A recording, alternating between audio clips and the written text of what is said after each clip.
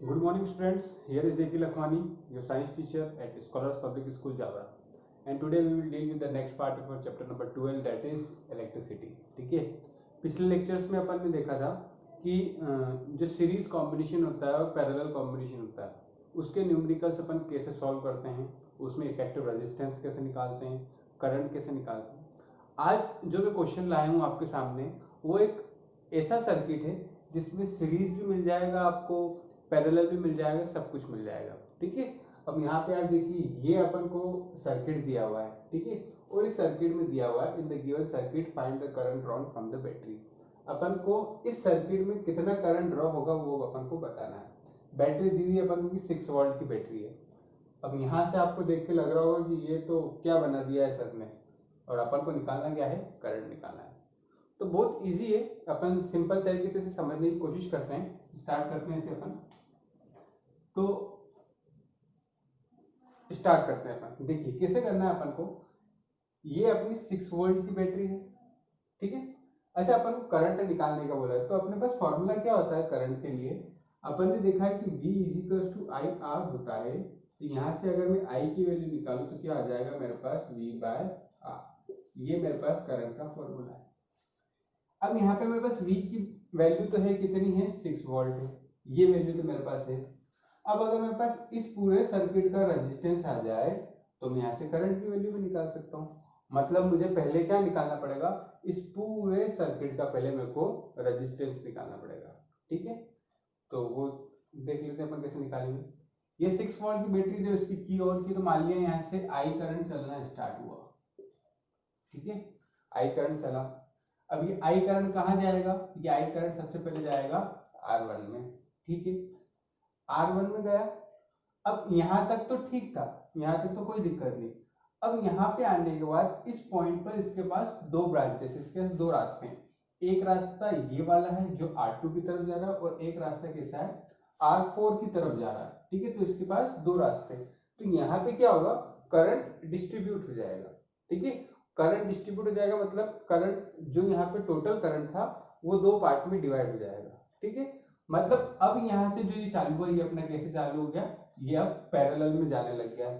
ठीक है, तो मान लेते हैं यहाँ पे कोई करंट गया अपने पास।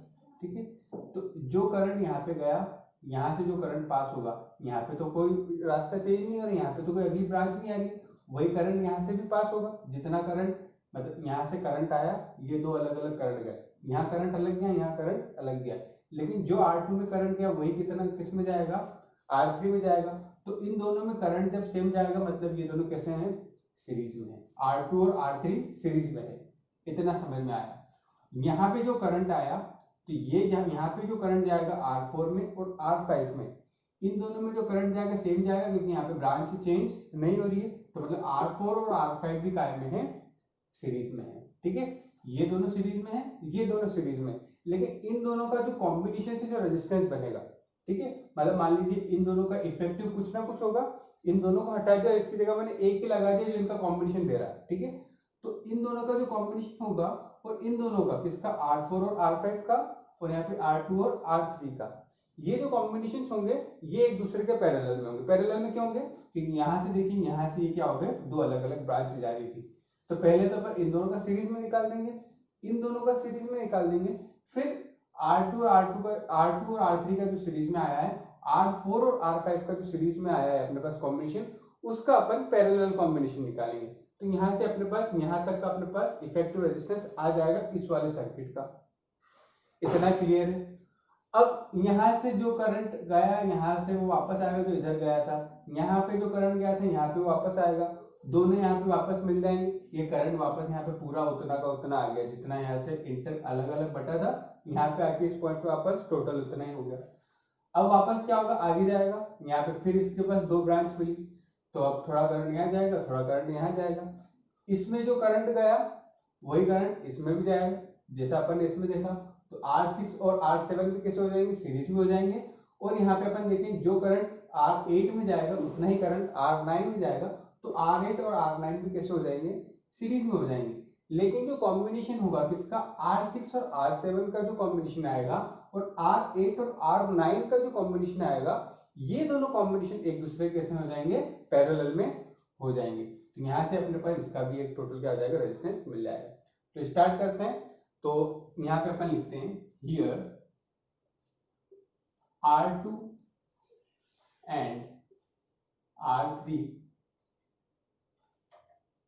are in series. ठीक है, R2 और R3 कैसे हैं, सीरीज में है। ठीक है, so let their effective resistance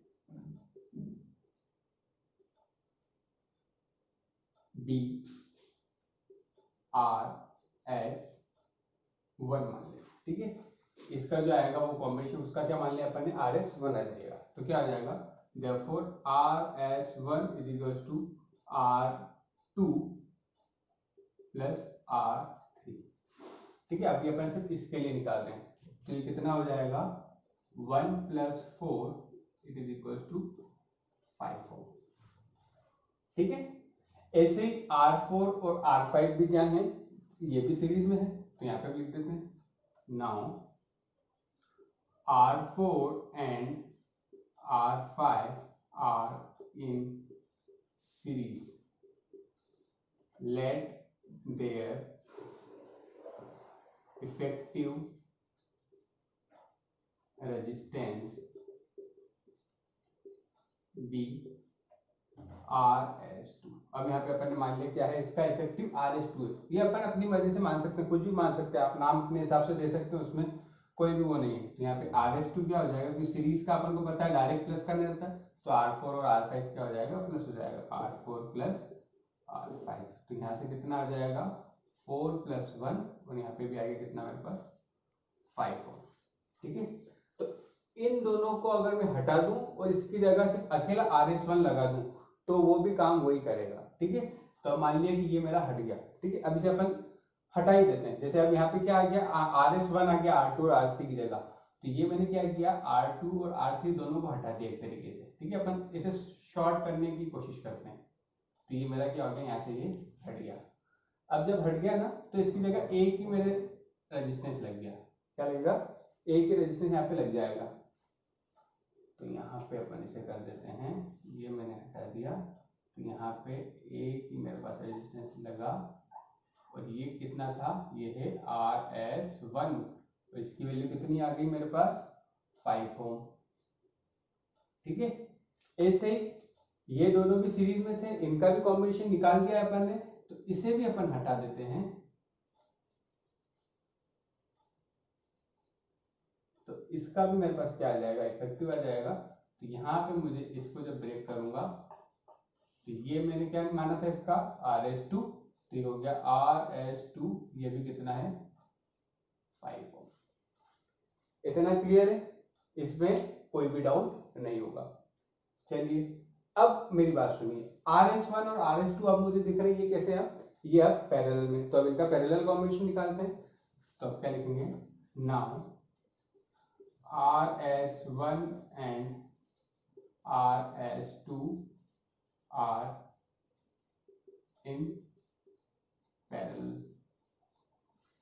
ठीक है, तो मान लेते हैं अपन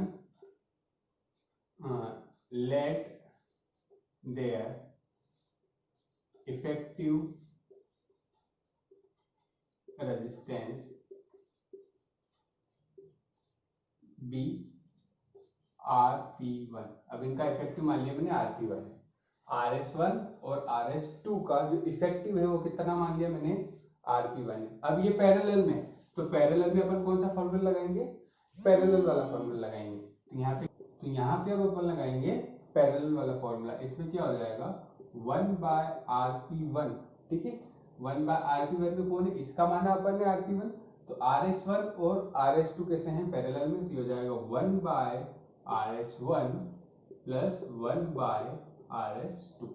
ठीक है, तो ये कितना मिल जाएगा मेरे को, 1/RP1 is equals to 1/RS1। RS1 की वैल्यू कितनी है, 5। तो हो गया 1/5, और RS2 कितनी है, 1/5। तो यहाँ से मुझे मिल जाएगा 1/RP1 is equal to LCM लेंगे तो 5 हो जाएगा, ठीक है सेम, और ऊपर क्या हो जाएगा 1+1, तो कितना हो जाएगा 2/5, ठीक है। तो 1/RP1 की वैल्यू कितनी आ गई 2/5, तो अपन इसका रेसिप्रोकल करेंगे और RP1 की हो जाएगा 5/2, की हो जाएगा RP1 इज इक्वल टू कितना हो जाएगा 2.5 ओम, ठीक है। तो इन दोनों का जो कॉम्बिनेशन है क्या वो कितना आ गया मेरे पास 2.5 ओम, ठीक है। अब ये भी अपना हो गया। अब क्या करेंगे अपन, देखिए इसका अपने पास कॉम्बिनेशन आ गया है RS1 और RS2 का, तो इसको भी हटा देते हैं अपन, इसको भी क्या करते हैं हटा देते हैं। इन दोनों की जगह अपन सिर्फ एक ही रेजिस्टेंस निकालते हैं, एक ही लगा देते हैं, ठीक है। तो ये भी हटा दिया मैंने और इसकी जगह क्या कर दिया मैंने एक लगा दिया रेजिस्टेंस। इस पे क्या नाम लिख देता हूं RP1, तो RP1 इसकी वैल्यू कितनी है 2.5। इतना क्लियर है, इसमें कोई डाउट नहीं होगा। अब सिमिलरली अपन को क्या करना है, जैसे अपन ने ये वाली ब्रांच सॉल्व की थी, अपन को सेम पैटर्न में इस वाली ब्रांच को भी सॉल्व करना है। अब इसको कैसे करेंगे अपन, इसको भी अपन करते हैं। पहले मैं इसको एरेज कर देता हूं पूरा,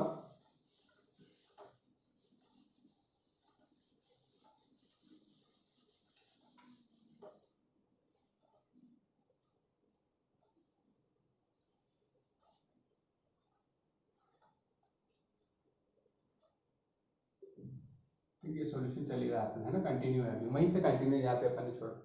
अब यहाँ पे देखिए, यहाँ पे करंट गया, यहाँ पे आया, यहाँ पे गया, यहाँ पे क्या होगा दो पार्ट में फिर डिवाइड हो गया। अब जब दो पार्ट में डिवाइड हुआ तो थोड़ा करंट यहाँ जाएगा, थोड़ा यहाँ पे जाएगा। जो जहाँ पे इस R6 में जितना करंट गया उतना ही किसमें जाएगा R7 में भी जाएगा, सेम करंट जाएगा, मतलब ये सीरीज में है। यहाँ की बात करें तो यहाँ पे जितना करंट गया R8 में उतना ही किस में जाएगा R9 में जाएगा, मतलब R8 और R9 भी काय में है सीरीज में है, ठीक है। ये दो चीज समझ में आ गई। तो पहले अपन इसको सॉल्व करते हैं। Here R6 and R7 are in series, ये काय पर है सीरीज में। तो मान लेते हैं अपन let their effective resistance be RS3 मान लेते हैं अपन, ठीक है। ये भी सीरीज में, तो सीरीज का फॉर्मूला तो अपन को पता ही है क्या होता है, यहाँ पे RS3 लिख देंगे अब।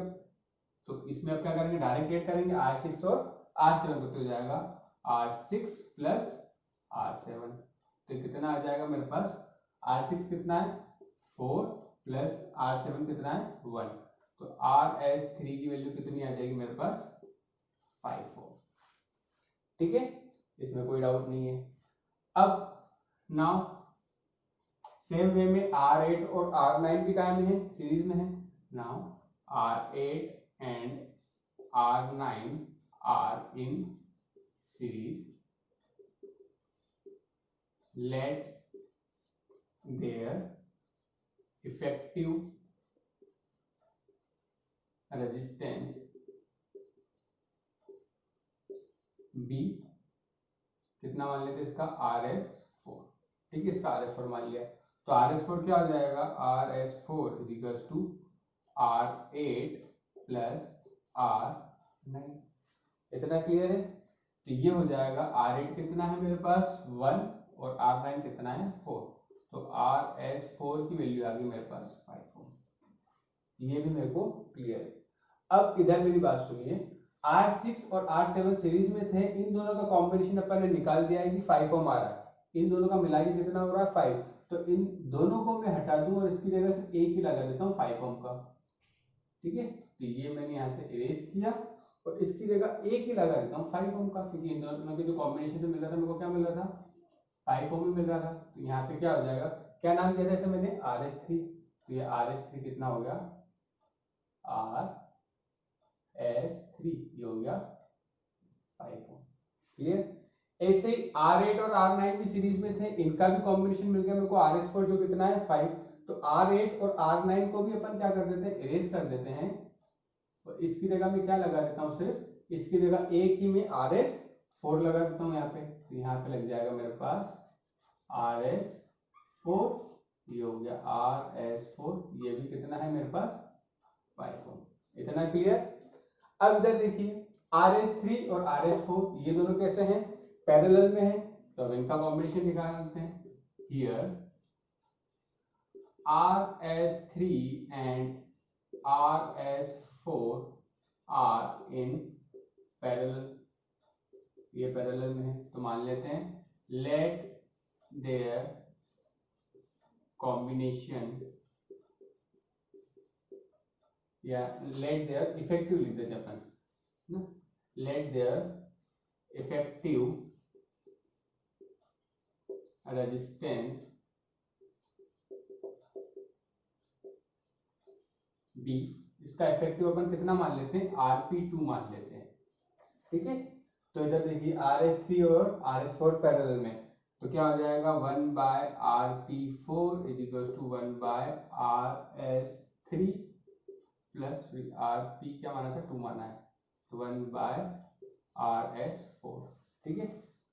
1/RS3 कितना है 5, प्लस RS4 कितना है, ये भी 5, ठीक है। तो यहाँ से मुझे मिलेगा 1/RP2 is equal to, LCM लेंगे तो 5 हो जाएगा, ये हो जाएगा 1 + 1 तो हो गया 2/5, और यहाँ से मुझे क्या मिलेगा, और RP2 इज इक्वल टू, ये 2/5 है तो रेसिप्रोकल हो जाएगा, कितना हो जाएगा 5/2, तो यहाँ से मुझे मिला RP2 इज इक्वल टू 2.5 ओम, ठीक है। तो इन दोनों का जो अपने पास कॉम्बिनेशन है, इसका इफेक्टिव कितना आ गया 2.5, तो इन दोनों को भी हटा के मैं सिर्फ एक ही लिख सकता हूँ, क्योंकि इसका अपन को टोटल मिल गया कितना होगा, ठीक है। तो इसको भी मैंने हटा दिया। अब इसकी जगह मैंने क्या लिख दिया, यहाँ पे लिख देते हैं अपन, ये मैंने एक रेजिस्टेंस बना दिया यहाँ पे, ठीक है, और इसकी जगह क्या लिख देता हूँ, RP2 इज इक्वल टू 2.5। इतना क्लियर है। अपन को टोटल निकालना है, अभी भी अपना टोटल नहीं निकला, पहले इस ब्रांच का टोटल निकला, इस ब्रांच का टोटल निकला। अब अपन क्या करते हैं, अब देखिए पहले मैं इसे इरेज कर देता हूं, अब आगे देखते हैं कैसे क्या होगा।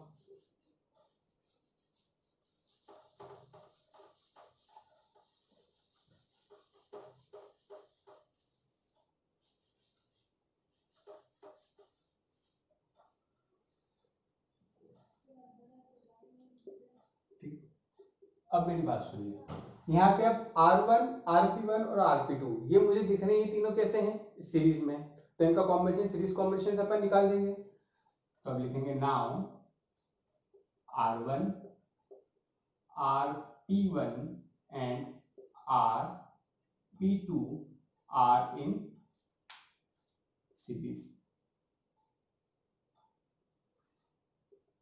ठीक है। तो क्या लिख देंगे, लेट their effective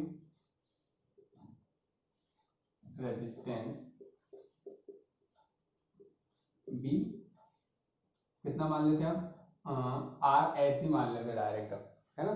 तो क्या हो जाएगा मेरे पास, RS is equal to R1 plus RP1 plus RP2। तो R1 की वैल्यू थी मेरे पास 7, RP1 की 2.5 प्लस इसकी भी कितनी है 2.5, ठीक है। तो ये कितना हो जाएगा, देखिए 2.5 प्लस 2.5 कितना हो गया 5 हो गया, और 5 प्लस 7 कितना हो गया 12 ओम। तो यहाँ पे अगर इन तीनों को भी हटा दें तो टोटल कितना हो जाएगा मेरे पास रेजिस्टेंस 12 ओम, मतलब इन तीनों को हटा के सिर्फ एक ही लगा दिया 12 ओम का, तो भी वही काम करेगा, ठीक है। अब अपन को रेजिस्टेंस निकालने का तो नहीं बोला था, अपन को क्या बोला था, करंट निकालना है, ठीक है। नाउ